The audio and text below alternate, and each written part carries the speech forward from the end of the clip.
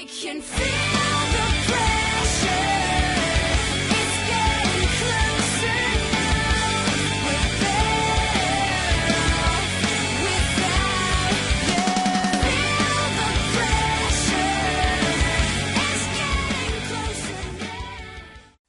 Welcome everybody. Today we're going to be looking into Metamorphic Rocks. So I want you to follow along on page 10 in your Topic 2 note packets. As you know now, metamorphic rocks form when another type of rock is exposed to heat and pressure, but there's no melting involved. Instead, the minerals rearrange themselves in a process called recrystallization. So write this down in your notes. Recrystallization, when minerals are reorganized during metamorphism. In this sample of gneiss, you can see the results of recrystallization, those layers of crystals that tell you that it's a metamorphic rock. We can say that this rock is foliated. Layers of mineral crystals are visible. In your notes, you'll find a copy of the metamorphic rock chart from our reference tables. Notice there are two main types of metamorphic rocks, foliated and non-foliated. Let's start with the foliated. As you can see, there's two types of foliation, banding and mineral alignment. You'll know a metamorphic rock has banding if there are thick layers of different mineral crystals visible. And you can clearly see them in this sample of gneiss. Mineral alignment's kind of the same idea, only the layers are thinner, and you can see those in this sample of schist. So really, a lot of what you need to know about metamorphic rocks is in this chart. The grain size tells you the size of the crystals that are there. Composition tells you the minerals that are present in that rock. Type of metamorphism tells you a little more on how that rock was formed. There's two types of metamorphism, regional and contact. Comments will tell you something specific about that metamorphic rock. For example, the first comment tells you how slate forms. Starting with shale, a sedimentary rock, if you expose it to low-grade metamorphism, it will become slate. So in your notes, I want you to draw an arrow from the word shale to slate. Now, if you look under type of metamorphism, notice that all the foliated rocks are formed through a type called regional metamorphism. We'll talk more about what that means in a minute. But I want you to notice, as you go down the foliated rocks, the heat and the pressure increase. So if we have slate and we put it under more heat and pressure, we will get the next rock listed there, phyllite. So on the chart, I want you to draw another arrow from slate to phyllite. If phyllite is put under even more heat and pressure, it will become the rock that's listed right below it, schist.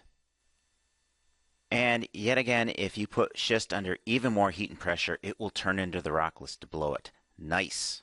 So the foliated rocks form in this sequence, shale to slate to phyllite to schist to gneiss. Make sure you've drawn all these blue arrows into your notes. Let's take a look at the non-foliated rocks now. Unlike the foliateds, the non-foliateds don't show layers of crystals. Foliated rocks typically have more than one mineral in it, each mineral having a distinct color, so they show up as layers. Notice with the non-foliated rocks, they're only made of one mineral, so they won't show layers. Write this down in your notes. Non-foliated. Layers not visible because only one mineral recrystallizes. So the big difference between the non-foliated rocks is the mineral that they're made of. For example, quartzite and marble look very similar, but you can see here quartzite is obviously made of quartz, and marble is made of calcite or sometimes dolomite. So how could you tell the difference between them? Well, since marble is made of calcite, it will react with acid. Quartzite won't. Like the foliated rocks, this chart will also tell you how the non-foliated rocks form. However, they're not listed in the progression that they form like the foliateds are. To find out how they form, just look under comments. For example, quartzite used to be quartz sandstone. Marble used to be limestone. If you look on page 11 of your notes, you'll see some diagrams illustrating the two types of metamorphism, regional and contact. Regional metamorphism is really just what it sounds like. The heat and pressure make metamorphic rock over a large area or region.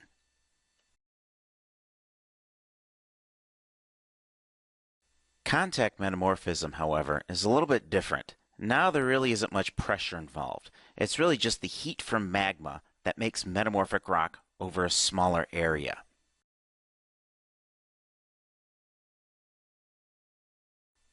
When magma comes in contact with rock that's already there, the heat from the magma is what causes those minerals to recrystallize. Notice that the metamorphic rock is only forming in specific zones that are right next to the magma. In this geologic cross-section, the zones of contact metamorphism are indicated by these hash marks. These zones indicate where metamorphic rock formed from another type of rock. To determine the type of metamorphic rock that formed in those areas, you want to see what kind of rock was there first. Then you simply look in the reference tables and see what it'll turn into. For example, point D is in the zone of contact metamorphism that's found in the sandstone layer. All we got to do is go to the reference tables and find sandstone. Here you can see that when sandstone is exposed to contact metamorphism, it turns into quartzite. Therefore, at point D in this diagram, you'd find quartzite.